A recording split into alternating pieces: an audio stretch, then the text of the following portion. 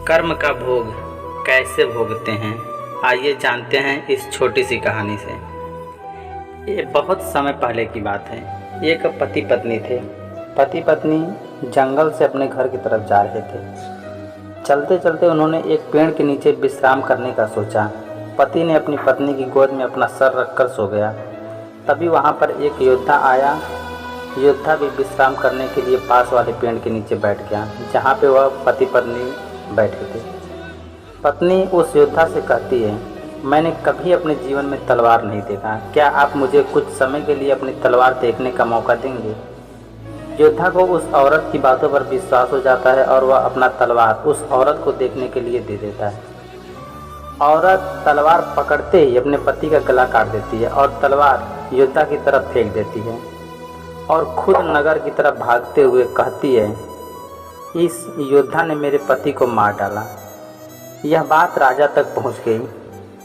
राजा ने उस औरत की बात को सुना और योद्धा को दोषी ठहराया। राजा ने अपने सलाहकार से पूछा, उचित सजा क्या होनी चाहिए? सलाहकार ने कहा, महाराज, इस योद्धा ने अपनी तलवार से औरत के पति की हत्या की है, तो इसकी दोनों भुजाओं को काट देना चाहिए ताकि वह कभी तलवार न चला सके। राजा ने ऐसा ही किया। योद्धा की दोनों बाजुओं को कटवाकर उसे छोड़ दिया।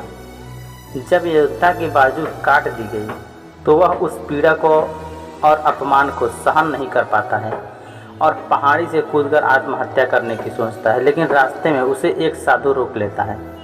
उस योद्धा को बताता है कि उसे उसकी स्थिति का पता है और उसे ध्यान लगाने को कहता है। योद्धा साधु से पूछता है, बाबा, मेरी गलती क्या है? मैंने उसके पति को नहीं मारा, फिर भी मुझे सज़ा क्यों मिली? बाबा उस योद्धा को उसके पूर्व जन्म की कहानी सुनाते हुए साधु कहते हैं कि पूर्व जन्म में यह औरत एक गाय थी, उसका पति कसाई था और तुम एक पहलवान थे। एक बार यह गाय कसाई से अपनी जान बचाकर भाग निकली। कसाई ने शोर मचाया, गाय को पकड़ो, वह भाग गई।